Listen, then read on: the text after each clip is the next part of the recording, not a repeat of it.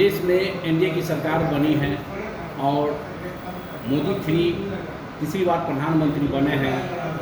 गृह मंत्री नित्यानंद राय बने हैं, गृह मंत्री अमित शाह बने हैं और रक्षा मंत्री राजनाथ सिंह बने हैं।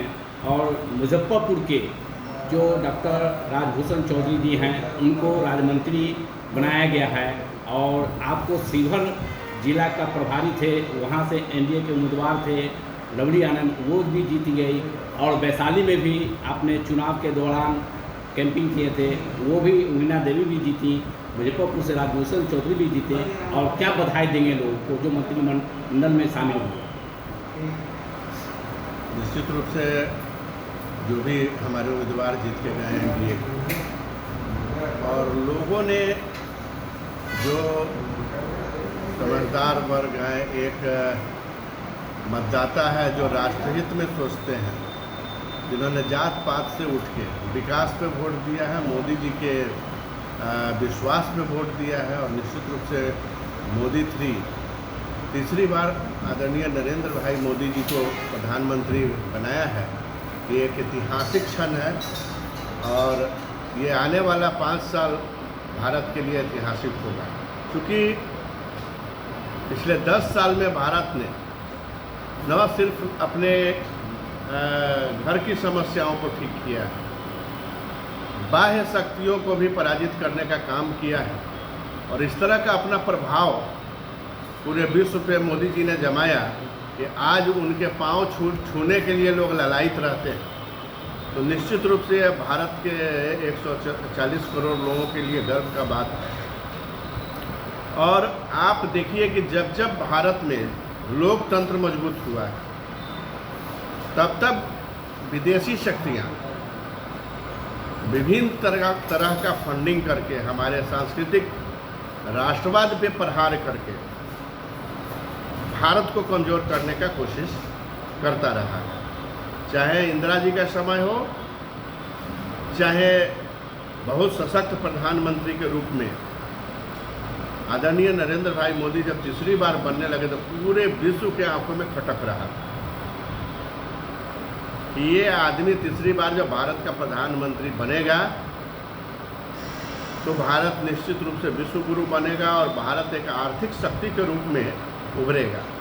क्योंकि वर्षों से हमारी अर्थव्यवस्था 10वें नंबर, 11वें नंबर पर, 12वें नंबर पर लटक रही थी, लेकिन नरेंद्र मोदी जी के आने के बाद हमारी अर्थव्यवस्था 5वें स्थान पर पहुंची। और इस कार्यकाल में जो योजनाएं आदरणीय नरेंद्र मोदी जी की चल रही है, जो उनका ब्लूप्रिंट है, जो उनका विजन है, निश्चित रूप से भारतीय अर्थव्यवस्था दूसरे तीसरे नंबर पर होगी। ये ऐसा लोगों का विश्वास है, यहाँ के अर्थशास्त्रियों का, बुद्धिजीवियों का विश्वास है।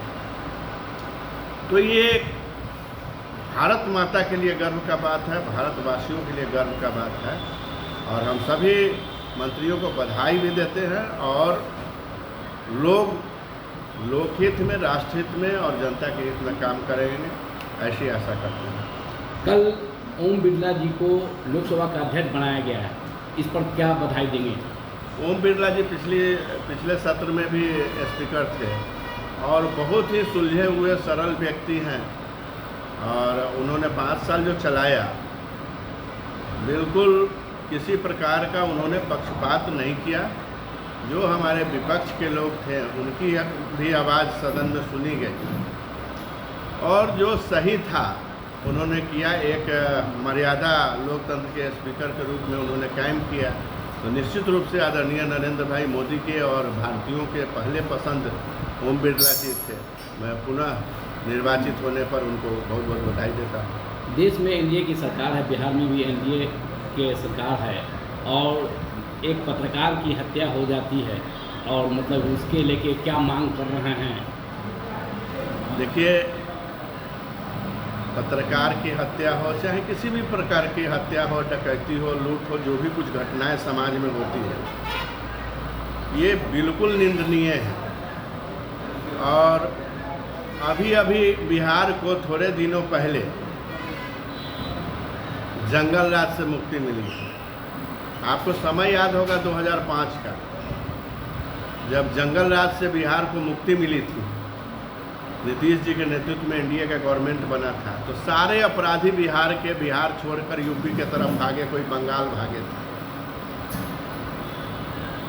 बीच बीच में आपने देखा कि जैसे ही नीतीश जी आरजेडी के साथ गए, तो आरजेडी के जो गुंडे थे, जो आरजेडी समर्थित अपराधी थे, जिनका अपराध का बोलबाला था क्षेत्रों में, वो फिर जिंदा हो गए। उन्होंने सोचा कि मेरा खुद का सरकार अब आ गया, फिर क्राइम बढ़ा। फिर आप देखिए कि मध्यकाल में फिर एनडीए के साथ नीतीश जी रहे, क्राइम का ग्राफ बहुत घट गया, अपराधी भागने लगे अपराध छोड़ के। फिर अभी 17 महीने का जो सरकार रहा है, तो इतना बड़ा अपराधियों का पोषण हुआ है, सारे अपराधी मतलब दियर से लेकर शहर तक जिंदा हो गए। जो भी यूपी के अभी अपराधी आके बिहार में, उनको एक चरागाह मिल गया। बंगाल यूपी के अपराधी पकड़ा रहे हैं, तो उनको बिहार में चरागाह मिल गया इन 17 महीनों में। अभी आपने देखा नीट के परीक्षा में लोगों का मिली भगत घालमेल आ रहा है। तो ये राजद परिवार जो है, ये घोटाले वाला ही परिवार है। चूँकि एक पशुपालन विभाग के छोटे से क्वार्टर से शुरू करने वाले लालू यादव 5275 रुपया का 5275 करोड़ रुपए का जिनके पास घोषित संपत्ति है, ये कहाँ से आ गया? कौन सा खटाल इनका था चल रहा था जब 5275 रुपया? आप भी रहते हैं, दिन रात दौड़ते हैं, 1 करोड़ रुपया तो नहीं देखे होइएगा एक बार। जो आदमी दिन रात मेहनत कर रहा है, दौड़ रहा है, जो मध्यम वर्ग का आदमी है, जो लोअर क्लास का आदमी है, 1 करोड़ रुपया कमाने में उसका जीवन बीत जाता है। ये 8 साल में, 10 साल में, 12 साल में 5275 करोड़ रुपया का घोषित संपत्ति और